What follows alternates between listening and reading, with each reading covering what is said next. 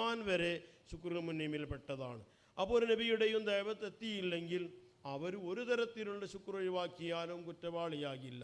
ബീസത്തുണ്ടായില്ലെങ്കിൽ എന്ന് വരെ പറഞ്ഞില്ല. ബീസത്തുണ്ടായി, പ്രവാചകൻ്റെ ദൗത്യവും നിലനിൽക്കുന്നുണ്ട്. പക്ഷേ ദൈവത്ത് ഇയാളിലേക്ക് എത്തിയില്ല.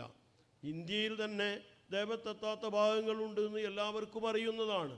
അന്തമാനിൻ്റെ ചില കാടൻ ഭാഗങ്ങളിൽ കാട്ടാളന്മാരെ എല്ലാവർക്കും അറിയാം. മുകളിൽ കയറിയിട്ട് വരെ മുകളിൽ നിന്ന് വരെ ഫോട്ടോ എടുക്കാൻ അവർ സമ്മതിക്കൂല.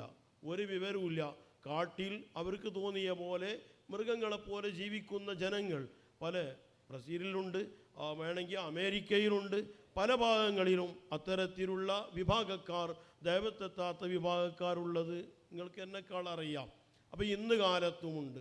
അവരെ നരകത്തിലേക്കാക്കല്ല ഇസ്ലാം ചെയ്യുന്നത്. ലാ യസമു ബിതർക്കി, അള്ളാഹുവിന് ഇപ്പറഞ്ഞ രീതിയിലുള്ള ശുക്രൊന്നും ചെയ്തില്ല എന്നതുകൊണ്ട് കുറ്റവാളികളായില്ല.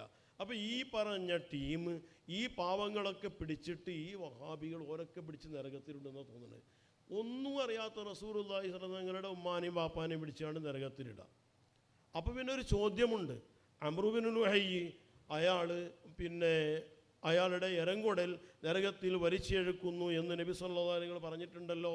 അത് വീസത്തിൻ്റെ മുമ്പ് വന്ന ആളല്ലേ എന്നൊരു ചോദ്യമുണ്ട്. ഈ ചോദ്യത്തിനൊക്കെ അയിമ്മത്ത് മറുപടി പറഞ്ഞിട്ടുണ്ട്. നേരത്തെ പറഞ്ഞ താറൂഫിൻ്റെ ശറഹായ തലത്തുഫിൽ ഇബ്നു അല്ലാൻ റഹ്മഹുല്ലാഹു തന്നെ അതിന് മറുപടി പറഞ്ഞിട്ടുണ്ട്. അയാൾ പുതിയതുണ്ടാക്കി മക്കയിലില്ലാത്ത വിഗ്രഹങ്ങളെ ഷാമിൽ പോയി പിടിച്ചു കൊണ്ടുവന്ന് എന്നിട്ട് പുതിയതുണ്ടാക്കി.